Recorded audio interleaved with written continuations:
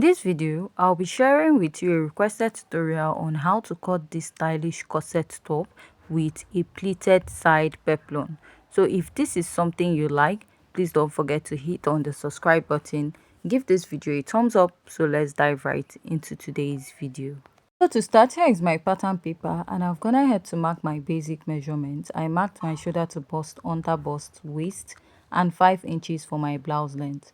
You can also choose where you want your blouse length to stop, but it shouldn't be more than 6 to 7 inches after your waistline.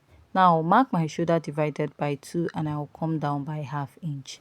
Go ahead to place my ruler and I'm going to connect.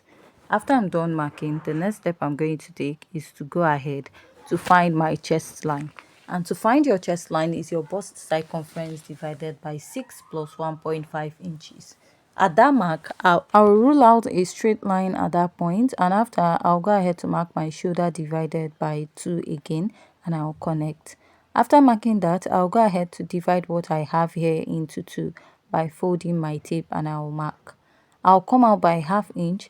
Go ahead to mark my bust circumference divided by 4. Now I'm going to place my curved rule, connect to this point and to the upper part of my pattern. After I'm done marking this, I will go ahead to mark my nipple to nipple divided by 2. My nipple to nipple is 7 inches divided by 2. I have 3.5 inches. Now I'm going to place my ruler and I'm going to connect with a straight line down to the blouse length. After this, I'll be taking my dart intake of 1 inch on both sides. So now, if you're plus size, go ahead to use 1.5 inches, or you're a bit busty, go ahead to use 1.5 inches at this part. Now, I'll place my ruler and I will connect all these lines before we go ahead to draw out the cup area of our corset. So now, I'm going to go ahead to place my curved rule and I'll connect from my under bust to the bust point, and when I'm connecting at the upper part, I'll make sure I have like ½ inch to avoid my pattern from being too pointy, and I'll also connect at the other side with my marker this way. So once I'm done connecting, I'll go ahead to use my marker to rule out a straight line at this point.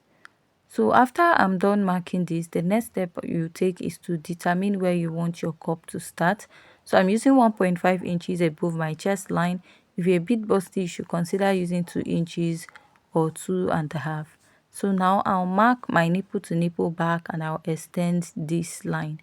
And I'll go ahead to mark my dart intake at both sides of my pattern. So I'm still using the same 1 inch at both sides. For a plus size, you can use 1.5 inches at both sides, or you can mark 1 inch here and use 2 inches here. So whatever that works for you. And after I'm done marking that, I'll come in by ½ inch here and I will connect my cup. So after I'm done connecting at this part, I'll go ahead to use my marker to outline. Now I'm going to go ahead to place my curved rule and I'll go ahead to connect.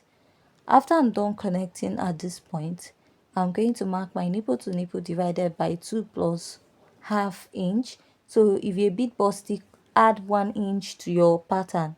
And I placed my curved rule to connect, and I'll go ahead to connect this by this side also.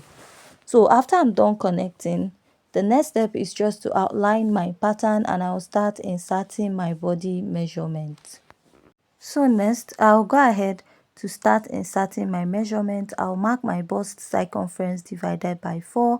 Go ahead to pick this dart, replace it and add my sewing allowance. Now, I'll mark my under bust circumference divided by 4, measure the dart intake and add my sewing allowance. Here, I'm going to use my waist circumference divided by 4, measure the dart intake and add my sewing allowance. After I'm done marking that, I'll also mark my hip circumference divided by 4 here, measure the dart intake and add back my sewing allowance. So I'll just go ahead and place my ruler and I'm going to connect this all the way to the lower part of my pattern this way. So I went ahead to outline the sides of my pattern to mark my bust dart, and to get your bust dart is the difference between your shoulder to waist in front and your shoulder to waist at the back. My shoulder to waist in front is 17 and my shoulder to waist at the back is 15.5. If you take out 15.5 from 17, you have 1.5 inches.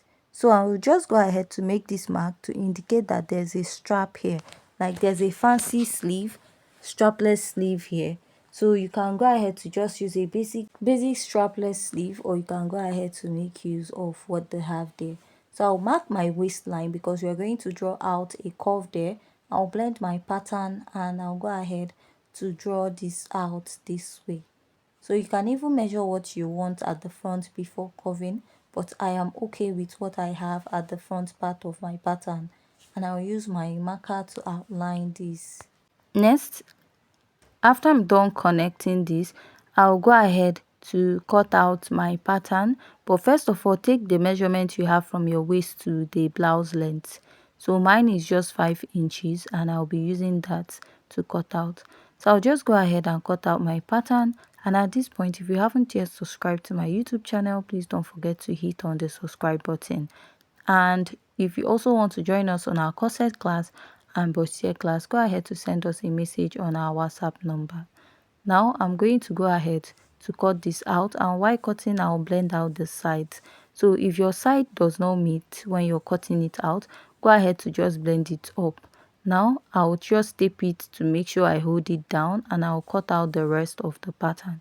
This is what I have for the front. So I'll go ahead and place this together because on the pattern you don't have any joining. You have to like create your boning casing on it. So next, I'm going to fold in my allowance because that is what you need exactly for this part. So I'll measure what I have here, which is roughly 8 inches. So you need that measurement also.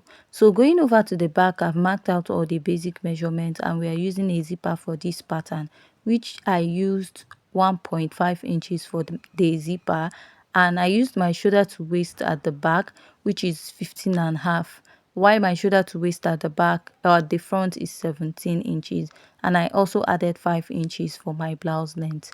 Here I'm marking my bust circumference divided by 4, which I added my sewing allowance. Here I'll also mark my actual waist circumference divided by 4 and add my sewing allowance. Here I marked my hip circumference divided by 4 and I will be adding my sewing allowance. If you notice, for the back pattern I made it a dartless back pattern because I want to make it easier and not to start having too much dart or make it a bit complicated because of the peplum we are still going to have at the back. Because even if I use a dart on it, I'll still have to join it back because of the side peplum. So now I'll just go ahead to outline this also. So after outlining this, the next step I'm going to take is to come in by 1/2 inch here. This is to get rid of the zipper bulge on the dress, and I'll extend this all the way down and take it to the upper part of my pattern this way. So after I'm done connecting on this part, I'm going to go ahead to get this and I'll place it. Make sure that it is matching, and I'll draw out because I want exactly what I want on the waistline of the front to match the back. I'll come down by 1/2 inch here and I'll connect. This is to avoid your zipper from popping up at the center. Also notice that also note that there is a strap at the upper part of this dress also. The strap is coming from the front to the back or from the back to the front. So I'll just cut out the part that I need for this pattern, and we're going to use it to draft out. So another thing you need also is the measurement for the side pattern. So there are either ways of doing this. You want to actually shape out your dress, that is, after sewing the front you sew the back, join it together as one piece before you now go ahead to attach the peplum on it. Now I'll go ahead to pin this down as if I am done sewing my dress, because you actually need to sew your dress before taking your measurement, and I'll go ahead to retake the measurement also for this dress. After taking my measurements, what I'm going to do is to go ahead to measure what I have round, and I'll place my tape and I'll take the measurement all the way from this part to the end of my pattern, and what I have is roughly 16 inches. So whatever you're going to cut for the flay or pleated part, will not be the exact measurement. Like now I have 16 inches, you might end up using 30 inches to cut out this part. So the more allowance you add on it, the more pleating you have on the dress, and the more fuller the dress becomes, the more fuller the pleating becomes. So for this pattern now, I'm going to be cutting it. I'll cut this part in form of a 360 flay. So I'll fold my pattern first this way, and after folding it, I'll go ahead to fold it again. And with that part, with this way, I'll have a closed edge at one part of my pattern paper. So for this side, you can cut it directly on your fabric if you don't want to use a pattern for this side. So now what we measured out is 16 inches, but what I'll be using is 20 inches. Just like I said, you add extra inches to it, but I'm just adding 20 because this is a pattern paper. If you're cutting this on the fabric, you can use at least 25 to 30 inches to have a fuller or pleated effect. So since I folded this into 4, I will divide my pattern into 4. That is the 20 inches divided by 4, I'll have 5 inches. Now I'll place my tape and I'll draw out a rough curve. So I'll make sure that from the beginning of my pattern of my tape to the end, what I have there is 5 inches. So you go ahead to draw out a semicircle that is exactly 5 inches. So now you know how we got this 5 inches. That is dividing that 20 by 4. So this is a method of cutting your 360 flay that is very, very easy. So if you're cutting a 180-degree flay, you're going to be dividing what you have by 2. So if you're cutting a 360, you're going to divide it by 4. So now I placed my tape and I measured what I have from the tip to the first line, and I have about 3.5 inches.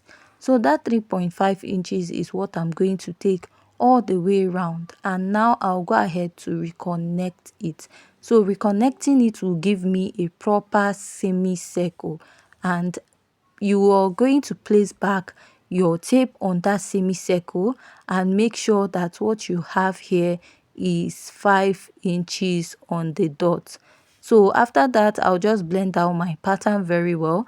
Now remember the length we took or we measured before, which is 5 inches. So that is what you'll be using now. So this 5 inches, I'll add extra half inch for joining allowance on top, add extra half inch for turn up allowance at the lower part also, or pleating or folding allowance. So for the folding allowance, I'm using 1 inch because I'll use a bias of fabric to turn it. And for the joining allowance on top, I'll add half inch. That is how I ended up with 6.5 inches instead of marking that exact 5 inches. So I'll take this measurement, that is that 6.5, and I will take it all the way around my pattern. After I'm done marking this all the way around, I'm going to go ahead to connect this all the to the end, and I'll draw out this semicircle that I have here. After this, I'll just go ahead to cut this out. So I'll now go ahead to use my scissors to cut this out, and we'll be attaching it to the side. So I'll be showing you also how to attach this to the side. So at this point, if you haven't yet subscribed, please don't forget to hit on the subscribe button. Now I'll open it up and I'll cut open one side. Go ahead to notch the center. So I'll pick this notched part, that is the center, and place at the side of my pattern, which is already joined to the dress. That is the joint part of the side of the dress. And I'll go ahead to pleat this from that center to the other side of my pattern. So watch me as I do that. And why you notched it at the center is to find the center of the pattern or the fabric, so that you're going to distribute equal fabric on the both sides of your peplum. So I'll just go ahead and pleat. So you're going to be pleating and pinning. So that's why I said you're going to add extra allowance to the actual measurement you have. So I just used 20 inches. What I measured was 16 and I used 20. So when you're making yours, you want to add more. This is because I'm not making use of this pattern, and it's a pattern paper. So even if I cut it out much, and I'll pleat it. It might be difficult for me to use it to illustrate what I'm actually doing. So I'll just go ahead and I'll pin this down. After pinning this down, you also have to reshape the sides. Reshaping the side will help suit what is on the peplum.